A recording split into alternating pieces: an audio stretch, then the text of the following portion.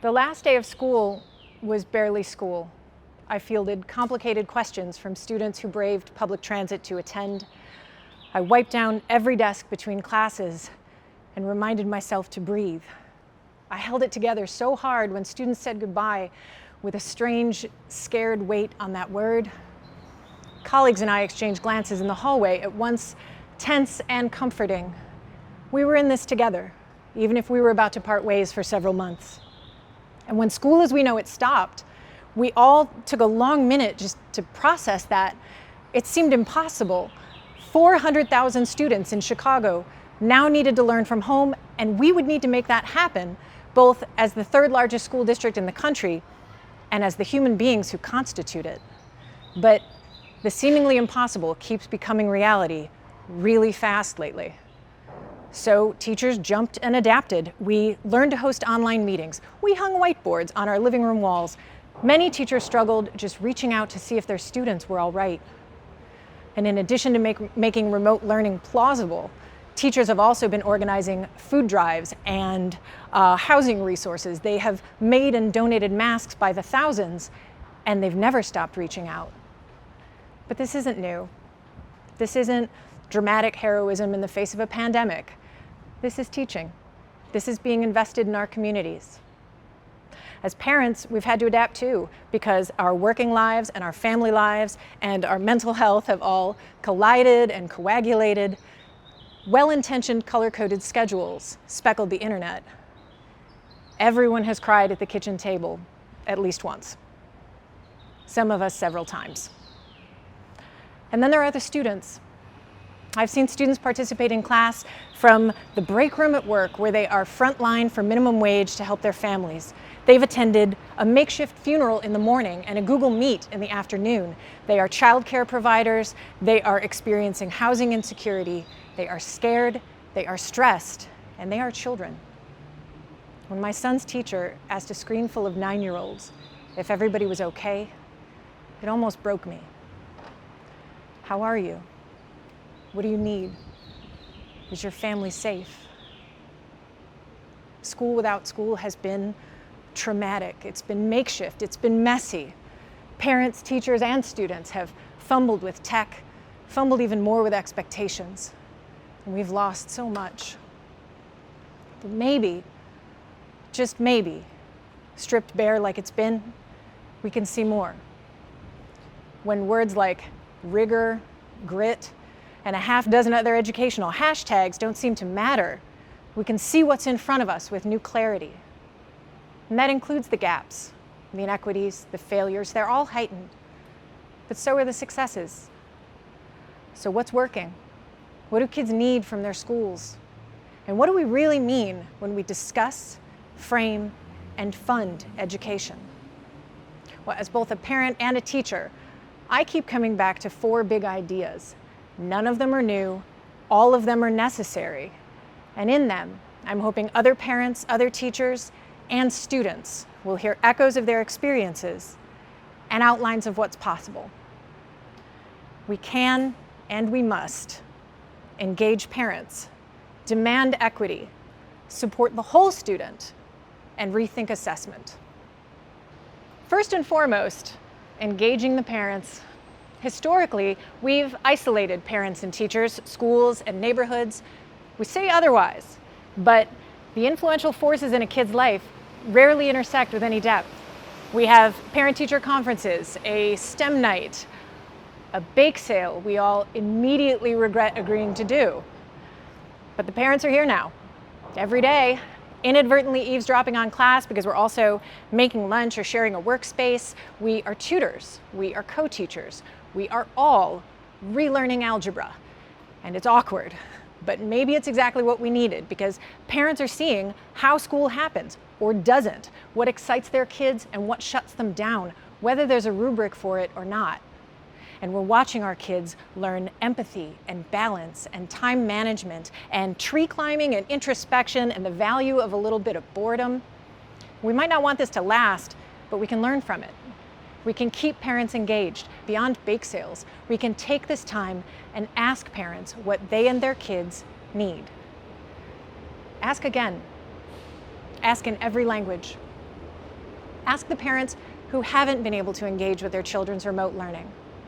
Meet parents where they are, and many will tell you they need us to prioritize their children's wellness, support diverse learners, protect neighborhoods from housing instability and attacks on immigrant communities. So many parents will tell us right now that they can't support their children's learning if they can't support their families. So next, we demand equity.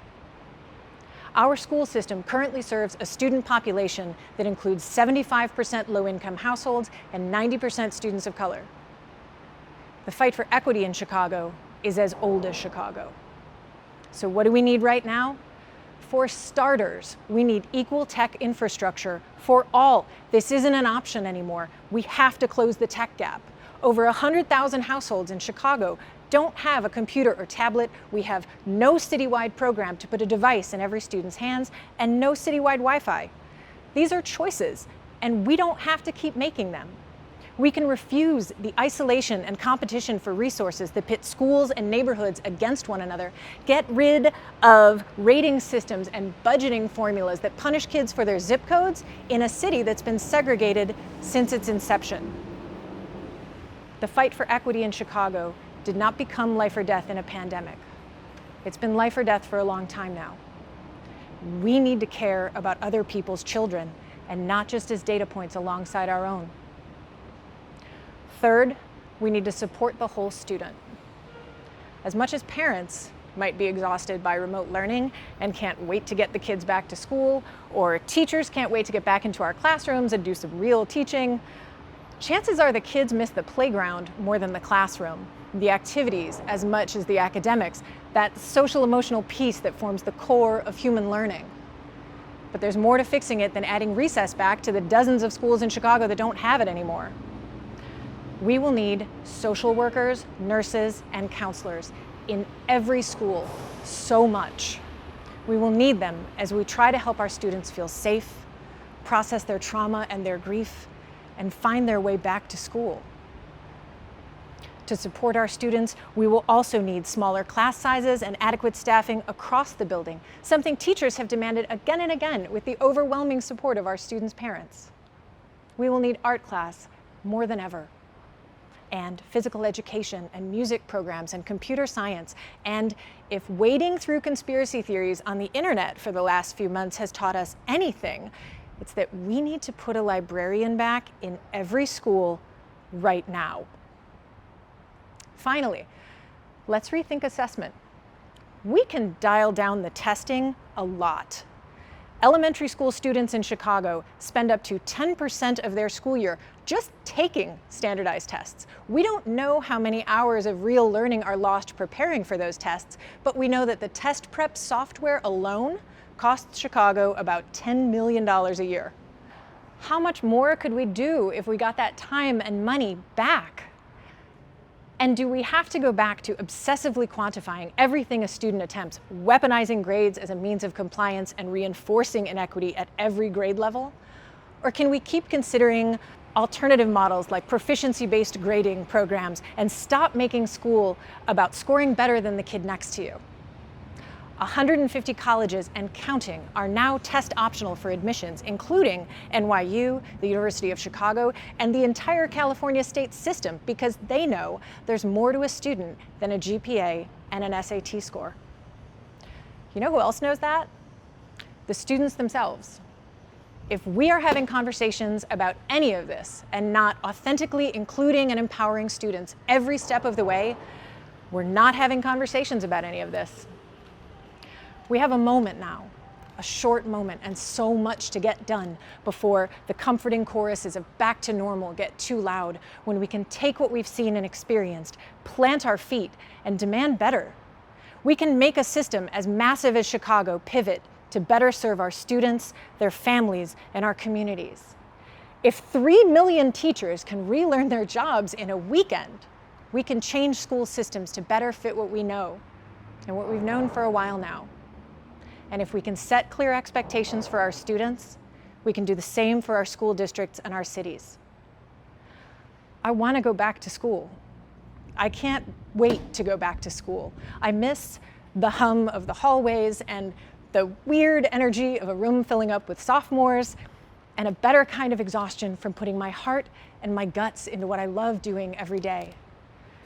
But we can't miss this moment. We can't let go of the mantra that we are in this together.